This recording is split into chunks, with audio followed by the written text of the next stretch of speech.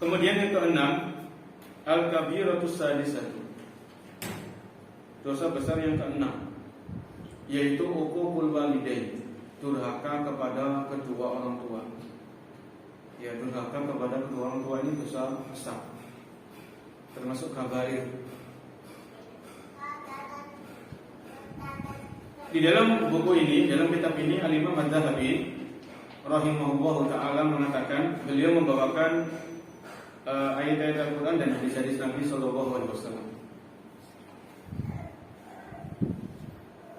Beliau membawakan ayat, yaitu Allah berfirman, wa qada rabbuka alla ta'budu illa iyyahu wa bil walidaini ihsana.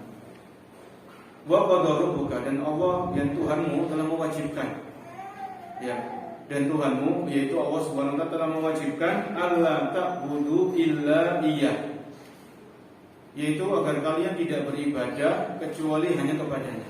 Ini adalah perintah untuk bertauhid, perintah untuk memurnikan ibadah hanya untuk Allah Subhanahu wa taala.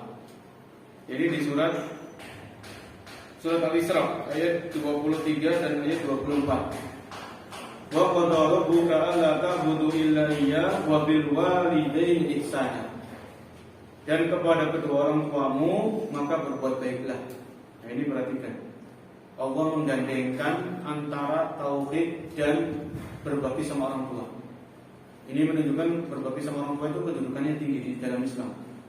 Karena tauhid itu juga kedudukannya tinggi di dalam Islam, maka Allah gandengkan dengan berbakti sama orang tua. Wabil walidaini ihsana, dan berbuat baiklah kepada kedua orang tua. Imma yablughanna indakal kibara ahaduhuma aw kilahuma. Apabila kalian mendapatkan salah satunya atau kedua-duanya itu sudah sampai usia lanjut, ya sudah lansia, fala taqul lahumā uffin, maka janganlah kalian mengatakan kepada keduanya. Itu ini adalah kalimat yang paling kasar, yang paling rendah dalam bahasa Arab. Kalau bahasa Arab itu opo ae gitu kan. Apa sih Pak? Aku kan pegel gitu kan. Nanti kan capek. Nanti dulu Mas, nanti dulu apa gitu kan. Ini juga enggak boleh. Kalau ibu kita memerintahkan tolong belikan sesuatu misalnya di marketplace, kan marketplace gampang, tinggal buka HP, belanja, beres, pesan kita nggak mau kan?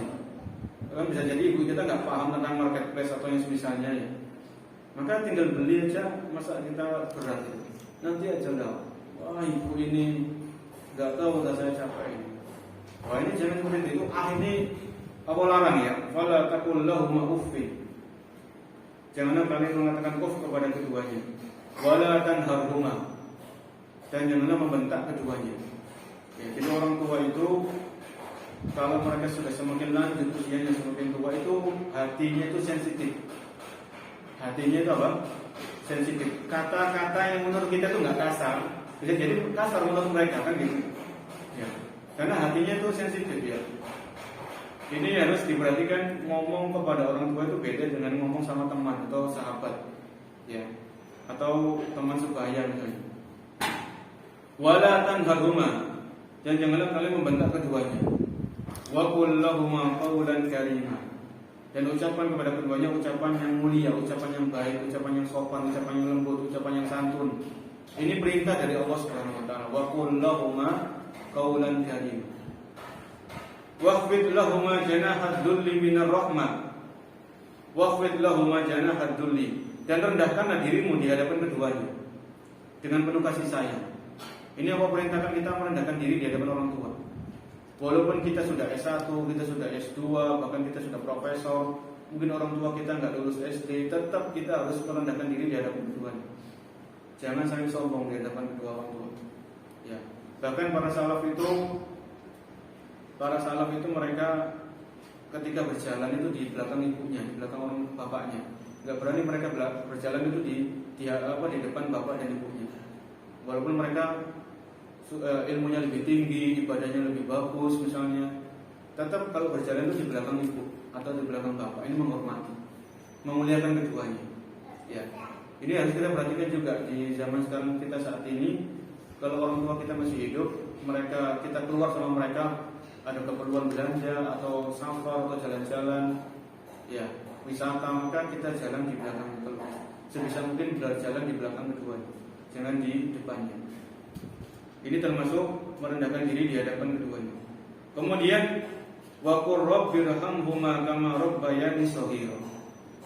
Dan ucapkanlah, wahai Tuhanku, wahai ya Allah, rahmatilah keduanya sebagaimana keduanya telah mendidik aku semenjak kecil. Jadi yang diingat sama anak itu adalah pendidikan para jemaah. Apa kata Allah? Rabbayani shaghira, sebagaimana keduanya telah mendidik aku. Jadi yang diingat sama anak itu pendidikan, bukan fasilitas. Mungkin sebagaimana orang tua aku telah memberikan aku mobil yang bagus, sebagaimana orang tua aku telah menyekolahkan, telah memberikan aku baju yang bagus, itu tidak diingat sama anak. Yang diingat sama anak itu tarbiyah, pendidikan. Wa qur rabbirhamhuma kama rabbayani shaghira, sebagaimana keduanya telah mendidik aku. Ya. Jadi kalau orang tua itu memberikan fasilitas itu penting ya, fasilitas penting. Tapi bukan segala-galanya. Yang paling penting adalah tarbiyah, pendidikan. Ya. Ini jangan lupa pendidikan kepada anak. Ya, dari masalah akidah, masalah ibadahnya, ya, masalah adab-adabnya sehari-hari, sholatnya, ini tarbiyah namanya. Wa qur rabbirhamhuma kama rabbayani shaghira. Jadi di dalam ayat ini surat Al-Isra ayat 23 sampai 24 ini adalah Allah perintahkan untuk berbakti sama orang tua. Maka sebaliknya, kalau berbakti kepada orang tua adalah kewajiban, maka durhaka adalah sesuatu yang diharamkan. Ya, dan termasuk dosa-dosa besar. Dan ini juga hendaknya seorang anak itu mendoakan orang tuanya, Rabbirhamhuma kama rabbayani shaghira. Bayangkan kalau orang tua itu suami istri ya punya banyak anak, anaknya 5, 7 gitu ya. Orang dulu kan anaknya banyak-banyak ya, 11. Itu kalau semuanya jadi anak soleh-soleha, kemudian mendoakan orang tuanya itu banjir pahala. Orang tuanya itu banjir akan ganjaran. Ya, setiap anak mendoakan, setiap hari lagi, setiap sholat malam didoakan. Ketika azan dan iqamah, antara azan dan iqamah didoakan lagi orang tuanya. Ketika hendak berbuka puasa, didoakan lagi orang tuanya. Itu orang tuanya ini panen pahala. Ya, panen pahala. Ini anak ini kan investasi. Anak ini kan aset bagi orang tua itu nanti di akhirat. Itu akan jelas. Ya. Kemudian Al-Imam Adz-Dzahabi membawakan ayat yang lain, surat Al-Ankabut ayat ke-8. Ya, ini kalau di sini cuma disebutkan potongan ayatnya. Jadi kita lihat di ayat lengkapnya, Al-Ankabut ayat 8. Allah Subhanahu wa taala berfirman di ayat ini, wa wassaynal insana biwalidayhi husna.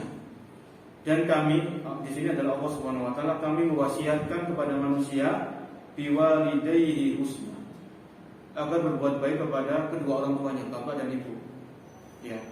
Wa in jahadaka litusyrika bima laysa laka bihi ilmun fala tudihhuma. Apabila keduanya ya memerintahkan untuk berbuat kesyirikan atau berbuat kemaksiatan, fala tudihhuma, maka jangan mentaati keduanya. Ilayya marji'ukum fa unabbi'ukum bima kuntum ta'malun. Ilayya marji'ukum, kepada akulah, yaitu kata Allah, kalian akan kembali. Kita semuanya akan kembali kepada Allah. Fa unabbi'ukum bima kuntum ta'malun, maka kalian akan diberikan kabar terhadap apa yang dulu kalian kerjakan semasa di dunia. Ya.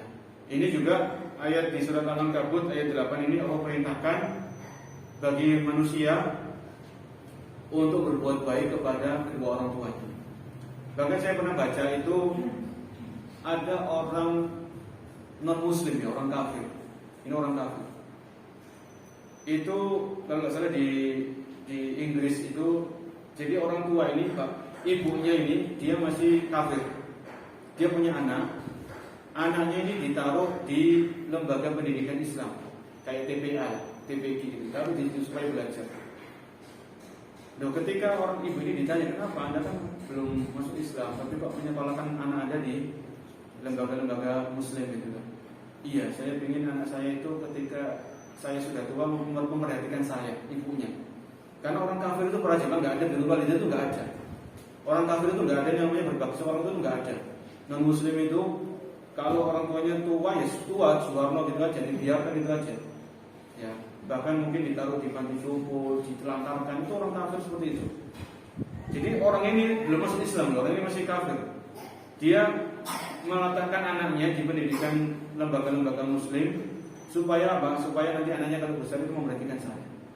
Kayak gitu. Ini masya Allah kayak gitu. Jadi Islam ini luar biasa dalam memperhatikan hubungan sesama makhluk. Ya, sesama manusia kan antara anak dan orang tua kan sama manusia. Hablum minan nas. Jadi kalau kita bicara hablum minan nas itu kita lihat hubungan kita dengan orang tua kita. Jangan yang jauh-jauh dulu. Ya ini hablum minan nas yang harus kita perhatikan juga. Kemudian di sini apa yang dimaksud dengan durhaka sama orang tua? Kapan seseorang itu dikatakan durhaka? Ini kan benar juga. Definisi durhaka itu kayak gimana?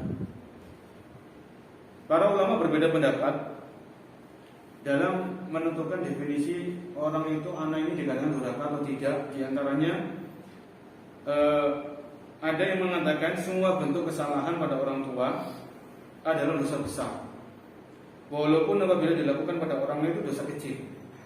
Semua kesalahan ya yang ditujukan, yang dilakukan kepada orang tua itu dosa besar dan termasuk durhaka. Walaupun kalau kepada selain orang tua itu adalah misalnya dosa kecil.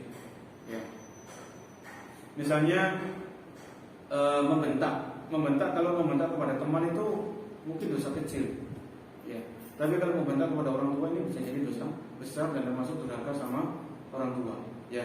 Pokoknya segala kesalahan ya kalau dilakukan kepada orang tua itu dosa besar, kalau dilakukan kepada orang lain itu adalah dosa kecil. Ini termasuk definisi durhaka sama orang tua. Ada juga yang mengatakan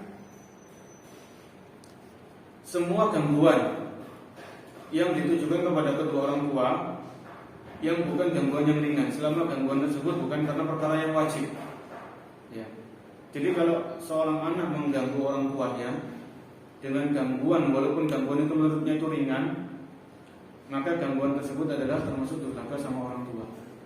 Walaupun kecuali kalau gangguan itu adalah perkara yang wajib, berkaitan dengan hal-hal yang wajib. Misalnya orang tua itu melarang anaknya untuk sholat 5 waktu di masjid, atau orang tua melarang anaknya untuk menutup aurat dengan sempurna, maka ini tidak ada ketaatan kepada orang tua dalam hal ini. Tetap seorang anak menjaga hubungannya, menjelaskan kepada orang tuanya dengan lemah lembut, ya, dan lain sebagainya. Jadi segala gangguan yang ditujukan kepada orang tua, baik walaupun gangguan itu ringan, itu adalah termasuk bentuk kedurhakaan kepada kedua orang tua. Bahkan ada riwayat dari salaf itu, kalau seorang anak itu makan bersama dengan orang tuanya, ya, maka anak ini nunggu dulu sampai orang tuanya itu ngambil apa yang dia suka. Khawatirnya apa? Khawatirnya anak ini mengambil menu lauk, sayur yang itu sudah dituju sama orang tuanya. Ternyata keduluan sama anaknya kan. Ya gimana mana biasanya orang tua itu kan ngalah ya. Tapi anak juga harus tahu diri kan. Apalagi anaknya sudah dewasa.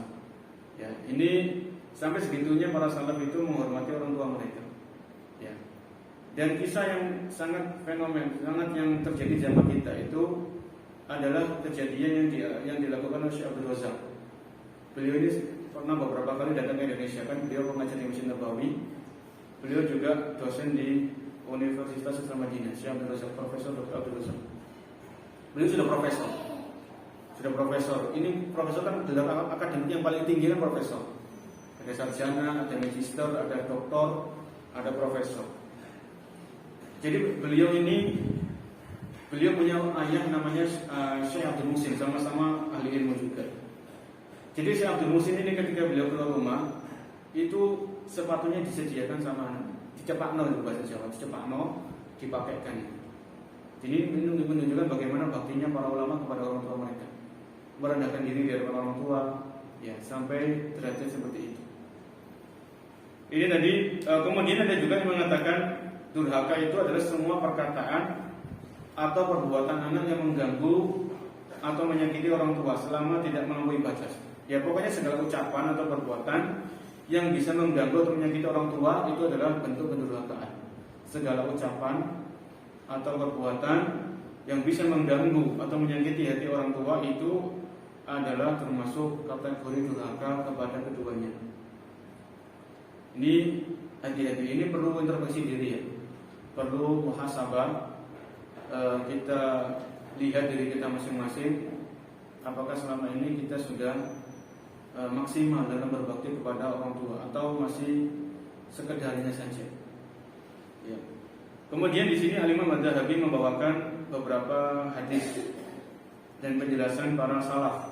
Wa qala Nabi sallallahu alaihi wasallam, Nabi sallallahu alaihi wasallam bersabda, "Ala unabbiukum bi akbaril kaba'ir." Maukah aku kabarkan kepada kalian di antara dosa besar yang paling besar? Maka Nabi menyebutkan fadzakara minha uququl walidain. Maka di antara yang disebutkan oleh Nabi dosa besar yang paling besar di antaranya adalah durhaka kepada kedua orang tua. Ya, durhaka kepada kedua orang tua. Ini hadisnya riwayat Bukhari dan Muslim, hadisnya sahih. Kemudian Nabi SAW bersabda, "Ridhallahi fi ridhal walid, wa sakhatullahi fi sakhatil walid." Ridha Allah itu ada pada ridhonya orang tua, dan kemurkaan Allah itu berada pada kemurkaan orang tua. Ya. Jadi kalau orang tua kita ridho kepada kita, semoga Allah juga ridho kepada kita. Ya. Tapi kalau orang tua kita murka kepada diri kita, marah kepada diri kita, disebabkan karena kita suka membangkang, suka menyakiti, suka nyindir orang tua, maka disitulah terdapat kemurkaan dan kemarahan dari Allah Subhanahu wa Ta'ala. Ya, ini harus kita perhatikan. Maka seorang anak itu bagaimana caranya dia mencari ridho orang tuanya? Ya. Maka seorang anak misalnya ketika dia sakaratul maut, ketika ajal itu tiba, kalau orang tuanya ridho itu enak, hidupnya nanti di alam kubur, di alam di akhirat itu enak. Maka bisa saja seorang anak itu ketika dia sakaratul maut, mungkin nyawanya sudah sampai di kerongkongan, selain dia ditalkin la ilaha illallah, dia tanya apakah saya menjadi anak yang berbakti. Kalau orang tuanya jawab iya, anak yang berbakti, maka bahagia anak ini. Dan sebenarnya insya Allah akan bahagia. Tapi kalau ketika ajal itu tiba, ternyata anak ini masih durhaka sama orang tuanya, itu hati-hati.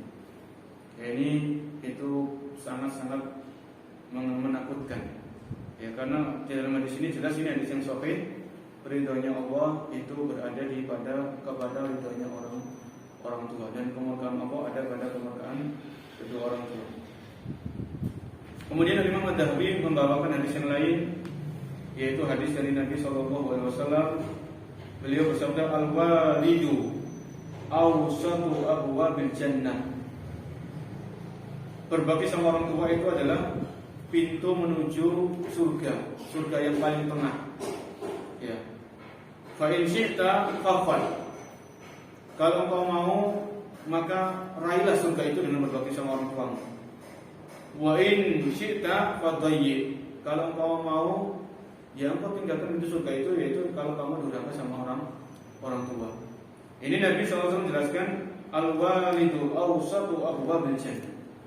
Jadi berbakti sama orang tua itu jalan mulus menuju pintu surga yang paling tengah. Ya. Jadi ini Nabi sebutkan ini adalah pintu surga yang paling mudah. Ya. Jadi di antara cara yang mudah, cara yang gampang untuk memasukkan orang ke dalam surga adalah dengan berbakti kepada kedua orang tua. Ya. Dengan berbakti kepada keduanya itu diantara cara yang gampang untuk bisa meraih surga Allah Subhanahu wa Ta'ala. Makanya kalau kita masih punya ibu dan bapak, dua-duanya masih hidup, maka kesempatan itu mesti terbuka lebar. Ya, kita bisa berbakti sama keduanya.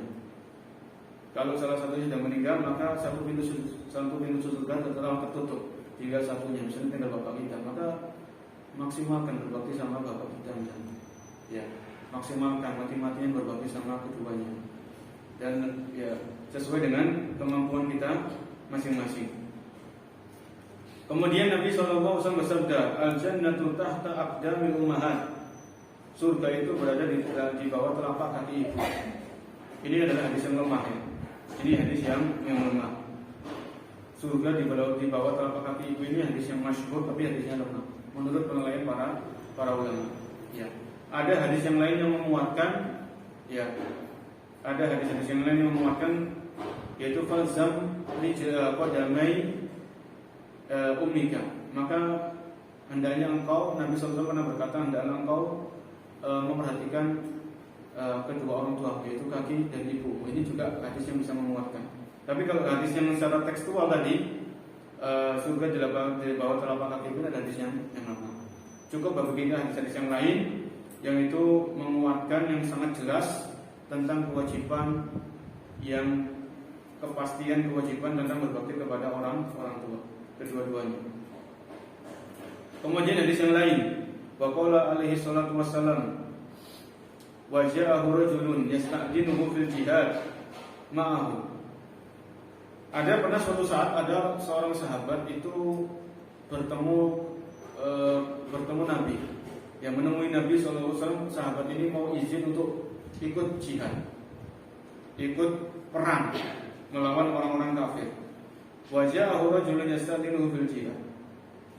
Kemudian Nabi bertanya kepada laki-laki tersebut yang minta izin untuk pergi berjihad. Ahayyun walidaka, apakah kedua orang tuamu masih hidup? Pertanyaan Nabi kepada laki-laki tadi. Maka laki-laki itu menjawab, qala na'am, iya. Kemudian Nabi bersabda, fa fihima fajahid. Maka hendaklah kepada keduanya itu engkau berjihad. Dalam artian hendaknya engkau bersungguh-sungguh dalam berbakti kepada orang tua. Itu seperti jihad. Ya. Fa fihima fajahid. Maka kepada keduanya hendaklah engkau berjihad, yaitu bersungguh-sungguh dalam berbakti kepada orang tuanya. Maka dalam hal ini Nabi SAW memberikan isyarat, memberikan penjelasan bahwasanya berbakti kepada orang tua itu butuh mujahadatun nafs. Ya, butuh berjihad melawan hawa nafsu. Karena hawa nafsu manusia, sebagaimana Allah sebutkan dalam surat Yusuf, innan nafsa la'ammaratun bisu'. Sesungguhnya hawa nafsu manusia itu mengajak kepada keburukan. Ya, termasuk keburukan adalah durhaka sama orang tua. Ya. Jadi tipikal hawa nafsu manusia itu mengajak kepada kemaksiatan, mengajak kepada pembangkangan, mengajak kepada kedurhakaan, mengajak kepada kemalasan. Ini tipikal hawa nafsu manusia itu seperti itu. Maka ketika Nabi bersabda kepada laki-laki tadi, fa fihima fajahid, maka dengan keduanya hendaknya keberjihad. Ini menunjukkan berbakti kepada orang tua itu butuh mujahadah, butuh melawan hawa nafsu, bersungguh-sungguh, ya. Butuh kesungguhan, butuh keseriusan, ya, butuh komitmen yang tinggi, butuh tekad yang kuat, butuh niat yang bulat supaya bisa meraih ridho kedua orang tua kita. Ya, fa fihima fajahid. Jadi ini Nabi mengungkapkan dengan bahasa jihad. Maka dengan keduanya, kepada keduanya hendaklah kau berjihad. Jadi berbakti sama orang tua itu butuh kesabaran, ya, butuh kelemah lembutan, butuh ketenangan, butuh waktu. Ya, terkadang seorang anak dalam berbakti pada orang tuanya kan butuh sabar. Ya, bahkan kalau orang tuanya sakit, seorang anak mengeluarkan harta untuk biaya pengobatan orang tuanya. Ya, maka seorang anak itu nggak boleh perhitungan sama orang tuanya kan gitu. Orang tua kita dulu ketika membesarkan kita, membiayai kita kan orang tua kan nggak perhitungan sama kita. Ya. Bahkan orang tua itu rela menjual apa yang mereka miliki, entah itu rumah, entah itu sawah, entah itu apalah motor atau apalah barang berharga yang mereka miliki untuk kebutuhan kepentingan anak-anaknya. Ya, sekarang kok ada anak itu yang perhitungan sama orang tuanya, ini kan kebacut orang Jawa itu kebangetan, keterlaluan itu. Ini orang anak-anak yang nggak tahu diri. Ya, sama orang tua itu perhitungan. Orang tua pinjam uang sama anaknya. Ya kalau orang tuanya nggak membayar, ya diikhlaskan aja kan. kok begitu kok repot ya? Bisa jadi itu adalah bakti sama orang tua kita. Itu berbakti sama orang tua kita. Ya. Kemudian di sini Al-Imam Adz-Dzahabi membawakan hadis yang lain, wa qala ummaka wa abaka wa ukhtaka wa akhaka wa adnaka. Di sini Nabi SAW sebutkan bagaimana orang itu berbuat baik kepada orang lain. Kita di sini punya hablum minan nas. Manusia itu kan banyak. Ada guru, ada tetangga, ada atasan kalau kita kerja sebagai karyawan, ya ada teman, ada sahabat. Maka orang yang paling berhak mendapatkan kebaikan dari diri kita, sebagaimana yang disebutkan oleh Imam Adz-Dzahabi, beliau membawakan hadis ummaka, ibumu. Jadi orang yang paling berhak mendapatkan kebaikan dari diri kita itu adalah ibu. Kemudian wa abaka, bapakmu, ya atau ayahmu. Kemudian wa ukhtaka, kemudian saudara perempuanmu, ya mbak kita punya mbak, berbuat baik sama dia. Ini orang yang berhak mendapatkan kebaikan kita setelah ibu dan bapak. Wa akhaka, kemudian saudara laki-lakimu. Wa adanaka, kemudian orang-orang yang terdekat denganmu. Ya. Jadi kita ini punya skala prioritas dalam berbuat baik sama sesama manusia, itu ada tingkatan-tingkatannya. Ya. Maka orang yang dari sekian banyak manusia yang kita bersosialisasi, berinteraksi dengan mereka, maka letakkan yang paling atas adalah orang tua, ibu, kemudian bapak, kemudian saudara-saudara kandung, kakak kandung, adik kandung, ya. Kemudian setelah itu kerabat dekat. Kerabat dekat di sini ya paman, ya bibi, kakek, nenek, sepupu, keponakan, ya. Dan yang semisal dengan mereka, ini kerabat dekat. Baru setelah itu kepada tetangga kanan, samping, depan, belakang, itu juga penting. Ya. Setelah kepada tetangga, kepada guru kita, guru yang memiliki jasa kepada kita, mengajarkan kita Al-Quran, mengajarkan kita hadis-hadis Nabi Sallallahu Alaihi Wasallam dan lain sebagainya. Kemudian baru kepada seluruh manusia, ya teman-teman, sahabat dan semisal mereka. Ini adalah contoh bagaimana seorang muslim dan muslimah itu punya skala prioritas dalam berbuat baik kepada sesama manusia atau hablum minan nas. Kemudian baru ya Nabi sallallahu alaihi wasallam qala la yadkhulul jannata aqun wala mannanun wala mudminu khamrin wala mu'minun bisikrin.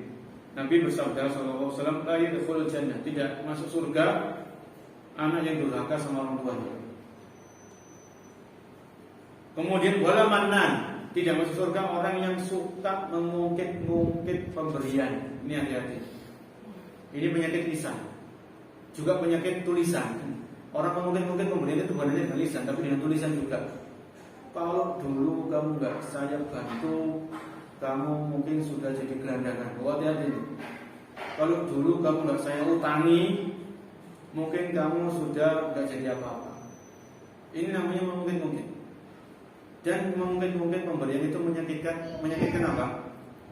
Menyakitkan hati. Oh, itu sakit hati orang. Kalau memang kita nggak niat membantu, nggak usah dibantu dari awal. Kenapa? Kalau ujung-ujungnya kita ungkit-ungkit. Ya.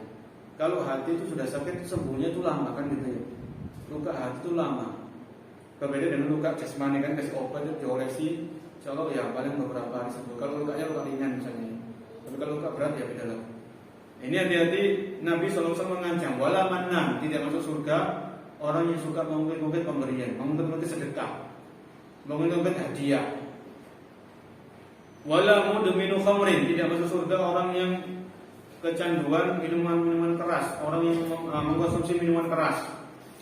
Wala mu'minun bisikrin, tidak masuk surga orang yang mempercayai sihir, ya, atau berkecimpung dalam dunia sihir. Ya. Ini disebutkan oleh Nabi Shallallahu Alaihi Wasallam. Ini juga hadis ini mengabarkan tentang bahaya durhaka sama orang tua. La yadkhulul jannah, tidak masuk surga. Maka kalau kita mendengarkan hadis ini, la yadkhulul, tidak masuk surga, itu jangan langsung memvonis itu pasti kekal di neraka, tidak. Selama orang itu masih punya iman di dalam hatinya seberat biji sawi, yang pokoknya ada keimanan, maka orang ini tidak akan kekal di neraka. Tidak akan kekal di apa? Di neraka. Jadi ketika Nabi mengatakan ya dkhulul jannah, orang ini tidak masuk surga, orang yang durhaka sama orang tua, maksudnya tidak masuk surga secara langsung, gitu maksudnya. Tapi dia mampir dulu kemana? Ke neraka. Ya. Karena la yadkhulul jannah bisa jadi maknanya adalah tidak masuk surga orang yang durhaka sama orang tuanya. Ini orang ini tidak masuk surga secara langsung, tapi dia harus mempertanggungjawabkan kedurhakaannya kepada orang tuanya di neraka. Ya. Seperti itu. La yadkhulul jannah. Dan kalau sudah dosanya sudah habis, kemudian Allah mengizinkan, Allah mengeluarkan orang tersebut dari neraka dan diizinkan masuk ke dalam surga selama masih ada keimanan. Selama masih ada keimanan, ini pentingnya iman. Ya, pentingnya keimanan. Kemudian di sini dari Abdullah bin Amr radhiyallahu anhu, maja Arabiyyun. Ada seorang Arab Badui datang, faqala ya Rasulullah ma kabair. Ada orang Arab Badui, orang Arab yang tinggal di pedalaman itu datang kepada Nabi. Arab Badui ini berkata, ya Rasulullah, apa saja dosa-dosa besar itu? Maka Nabi menjawab, isyraku billah, yaitu melakukan kesyirikan. Kemudian Arab Badui itu bertanya lagi, kemudian apa ya Rasulullah? Kemudian Rasulullah menjawab, summa uququl walidain, kemudian durhaka sama kedua orang tua. Laki-laki itu bertanya lagi, kemudian apa ya Rasulullah? Kemudian Nabi menjawab, al-yaminul ghamus, itu sumpah palsu. Ya, sumpah palsu. Ini diantara dalil-dalil juga yang disebutkan oleh Al-Imam Ad-Dhahabi dalam kitab beliau ini tentang masalah bahayanya durhaka sama orang tua. Di dalam riwayat-riwayat yang lain, kullu dzunubi yu'akhirullahu minha ma syaa ila yaumil qiyamati illa uququl walidain fa innahu yu'ajjilu li sahibihi. Setiap dosa itu Allah tangguhkan hukumannya sampai hari kiamat. Ya. Jadi dosa dan maksiat itu banyak. Dosa zina, dosa minuman keras, dosa korupsi, dosa berdusta, itu semuanya dosa itu Allah tangguhkan hukumnya sampai di hari kiamat. Illa uququl walidain, kecuali durhaka sama orang tua. Fa innahu yu'ajjilu li sahibihi. Dosa durhaka kepada orang tua ini Allah segerakan hukumannya di dunia sebelum hukuman di akhirat. Ya. Jadi di antara dosa yang disegerakan hukumannya oleh Allah Subhanahu wa taala di dunia ini sebelum di akhirat adalah dosa durhaka kepada kedua orang tua. Ya. Jadi jangan lihat orang itu kalau sudah durhaka sama orang tuanya itu pasti hidupnya tidak akan nyaman, tidak akan tenang. Pasti ada saja nanti dalam kehidupannya azab dari Allah Subhanahu wa taala disegerakan di dunia. Ya, ini tadi dalam hadis. Wa qala Nabi sallallahu alaihi wasallam la yajzi waladun walidan illa an yajidahu mamlukan fa yashtariyahu fa yutikahu. Ya. Seseorang tidak akan mampu membalas jasa kedua orang tuanya sampai dia mendapatkan orang tuanya itu dalam keadaan budak dulu ya. Sekarang enggak ada perbudakan. Kemudian si anak itu membebaskan orang tuanya dengan hartanya, dibebaskan, ditebus, yaitu baru bisa dikatakan membalas jasa kedua orang tua. Selama itu belum dilakukan, maka seorang anak tidak akan mungkin membalas jasa kedua orang tuanya selama-lamanya. Ya, selama-lamanya tidak akan mungkin membalas jasa kedua orang tuanya. Bahkan kisah yang terkenal, kisah yang masyhur itu ada seorang anak menggendong ibunya ketika tawaf. Jadi ibunya digendong 7 kali putaran itu digendong ibunya. Kemudian ditanya kepada seorang salaf, apakah orang tersebut sudah membalas jasa ibunya? Orang salaf ini mengatakan belum, walaupun hanya satu teriakan ketika si ibu melahirkan anaknya. Kan biasanya melahirkan kan perlu teriakan. Atau air susu yang dikeluarkan ibunya untuk menyusui anak itu belum membalas. Ya bayangkan. Dulu kan belum ada kursi roda itu ya untuk dorong orang tawaf, dulu gendong. Kalau ibunya sudah tua, kemudian anaknya ingin umroh sama ibunya, kalau ibunya nggak mampu tawaf ya digendong sama anaknya. Belum ada di zaman kita kayak kursi roda atau misalnya seperti saat ini. Ya Allah memudahkan kita saat ini. Kalau umroh sama orang tua yang sudah lanjut usia, bisa kita pesan kursi roda kemudian kita dorong orang tua kita, memudahkan. Kemudian waqala anhu alaihi salatu wassalam, la'anallahu al-aqa li walidayhi. Allah melaknat orang yang durhaka kepada orang tuanya. Ya. Allah melaknat orang yang durhaka sama orang tuanya. Dalam hadis yang lain Nabi bersabda sallallahu alaihi wasallam, al-khalatu bi manzilatil Di sini bibi itu kedudukannya seperti ibu. Ya, jadi begini. Ini hadis yang sahih. Ya, hadis yang sahih. Jadi bahwasanya bibi ini maksudnya bibi ini adalah kakak dari ibu kita, kakak perempuan ibu kita atau adik perempuan dari ibu kita. Karena istilah bibi itu kan biasanya adik dari ibu kita ya. Kalau kakak kan bude namanya. Itu sama kalau dalam bahasa Arab namanya khola. Al-kholatu bi manzilatil Bibi itu kedudukannya mirip dengan ibu kita. Dalam artian begini, kalau kita punya ibu kita sudah wafat, maka kita jangan lupa berbuat baik sama bibi kita, entah itu kakak perempuan ibu kita atau adik perempuan dari ibu kita. Kalau mereka juga masih hidup, ya sowan ke rumahnya, silaturahmi, tanyakan kabarnya, kalau kesusahannya dibantu. Ini namanya juga berbakti sama orang tua. Dalam artian ketika orang tua sudah meninggal, kalau itu ibu kita yang meninggal, maka jangan lupa berbuat baik sama bibi kita. Ini tadi sabda Nabi, al-kholatu bimanzilatil ummi. Bibi itu kedudukannya, posisinya seperti posisi ibu dalam kehidupan kita. Ya. Dan ini ada hikmahnya para jemaah. Hikmahnya diantaranya begini ya. Kalau kita punya ibu kita sudah meninggal, kemudian kita berbuat baik sama bibi kita, ikhlas karena Allah Subhanahu Wa Taala, maka bibi kita akan mengenang jasa ibu kita ya. Oh dulu ibumu begini, ibumu dulu berhasil mendidik kamu jadi anak soleh. Itu ibu kita dipuji sama bibi kita, mengenang jasa-jasanya dan sebagainya. Ini adalah kebaikan, ini adalah positif ya, yang dilakukan oleh seorang anak kepada bibinya sebagai pengganti dari ibunya yang sudah meninggal dunia. Kemudian di sini disebutkan walladzi nafsi biyadihi inna Allaha la yaj'alu hayyinal 'abdi hina aqli walidayhi la yaj'alu lahu al-adab wa inna Allaha la yazidu fi umri al-'abdi idza kana baran bi walidayhi la yazidu birran wa khairan. Sesungguhnya kalau orang itu berbakti sama orang tuanya, maka Allah akan memberkahi umur orang tersebut. Akan dimudahkan oleh Allah untuk melakukan kebaikan. Jadi di antara kunci kebaikan itu adalah berbakti sama orang tua.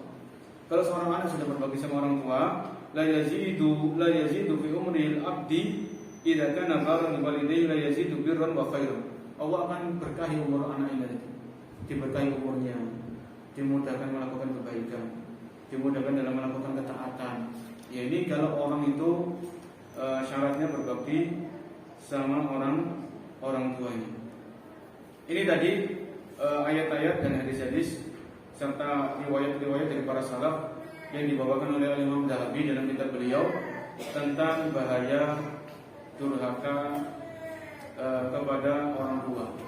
Ada banyak kisah-kisah ya dalam masalah hal ini, seperti kisah yang saya dengarkan dari ceramahnya Ustaz Syafiq itu. Beliau pernah dalam ceramah beliau itu dalam artian ada anak itu sudah dewasa, anaknya sudah dewasa, dan ibunya itu, ibunya ini gila. Ya. Jadi ketika keluar rumah itu kadang rambutnya dijambak-jambak, pakaiannya kadang disop-sop, macam-macam. Akhirnya seorang anak ini membawa ibunya ke dokter penyakit jiwa. Maka dokter ini terheran-heran sama anak ini. Ini ibu kamu ya, ibu saya ini. Apakah dia tahu kalau kamu itu anaknya? Kalau ibu saya nggak tahu saya anaknya, tapi Allah tahu kalau saya adalah anak dari ibu. Akhirnya dokter ini terharu. Jadi selama ini saya membaca kisah berwalidain itu dalam buku, tapi saya sekarang ini melihat secara langsung bagaimana seorang anak itu berbakti sama orang tuanya. Ya. Itu juga seperti itu. Ada juga kisah ada dua anak ini di Saudi, misalnya jadi di Saudi Arabia. Dua anak ini pekerja keras gitu. Dua anak ini punya satu orang ibu, mungkin bapaknya sudah meninggal. Dua anak ini kerja keras, tinggal di sebuah apartemen, belum punya rumah, tinggal di apartemen. Ya. Dan dua anak ini awal-awalnya mereka suka main kartu, main remi itu bahasa kita, main kartu, main judi. Itu sudah dinasihati sama ibunya, jangan kalian main kartu, jangan kalian main judi. Dinasihati. Anaknya nurut, ya nurut. Kemudian suatu saat anaknya ini, dua kakak adik ini kan mereka kerja keras dapat uang gitu kan, hasil usaha mereka disimpan di sebuah kantong. Kemudian taruh di bawah bantal. Jadi ibunya nggak tahu kalau itu isinya duit. Nah, ibunya ketika bersih-bersih dikira itu kantong ini isinya remi gitu. Dibakar sama ibunya. Padahal nggak tahu itu duit dikumpulkan mungkin berbulan-bulan, bertahun-tahun untuk biaya hidup sehari-hari, untuk sewa apartemen dan sebagainya. Akhirnya dua anak ini jangan marah kepada ibu kita. Ibu kita kan berbuat salah, sedangkan dia tidak tahu kalau itu isinya duit. Ya, sedangkan dulu kita salah, ibu kita nggak menghukum kita, cuma menasihati kita. Jadi jangan marah. Ini diantara kisah bagaimana dahulu para orang-orang di zaman kita, banyak orang-orang yang masih sangat berbakti kepada orang tuanya, dan kisah-kisah yang lain yang itu dibukukan oleh para ulama bagaimana mereka berbakti sama orang tuanya. Mungkin sampai di sini. Apabila ada yang menambahkan atau ada yang bertanya, kita persilakan. Wallahu a'lam bishawab.